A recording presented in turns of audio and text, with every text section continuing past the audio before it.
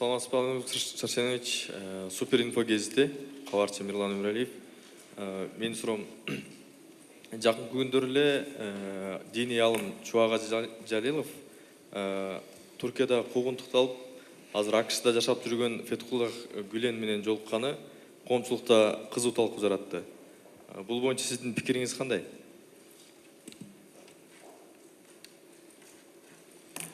Эми мында да, муну дагы эми Атамбаевге каршы буруп аткандар бар, мен билем. Бирок билесиздер, ошол эле Чубакажы муфтийликке талапкерлигин алып атканда, момундай бийлик турганда кийиз кагыс жерге кирет, бу бийликте, мааниси мындай болчу да, бу бийликтен жаман бийлик жок деген мени Чубакажыны мен анакка жөнөткөн жокмун, же Фетхуллах Гүленге жолук деп жөнөткөн жокмун. Эми ар бир адам менимче өзүнүн пикири болуш керек. Эми биз мындай эркин өлкөбүздө Чубакажы бир жака барыптыр, жолугуптур. Эми бул биздин расмий муфтиибиз эмес.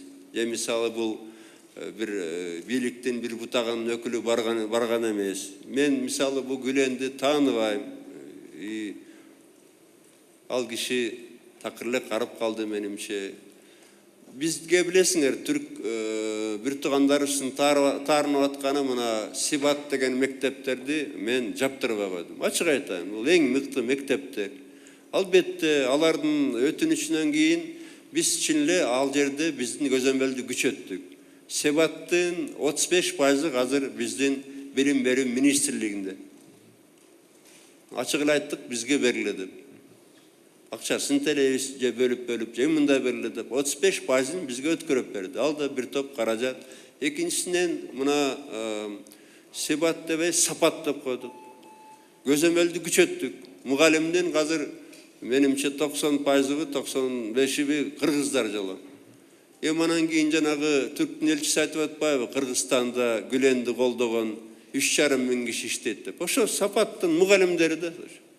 Эми Сапаттын мугалимдерин, мектептин мугалимдерин террорист көрсөңөр, мүмкүн анда бир докторго барыш керек да, ошондой элчилик.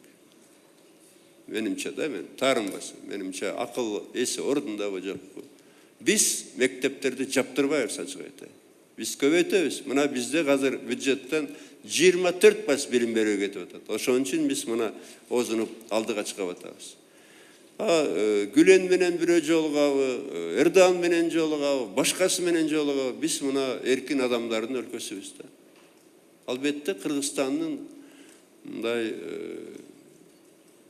расмий адамдары барып жолукса, анда чара көрүш керек болот, ачык айтайын. Анда чара көрөбүз. Бирок эми ал мындай бейрасмий адам да Чубакажы, ал каалаганын кыла берет.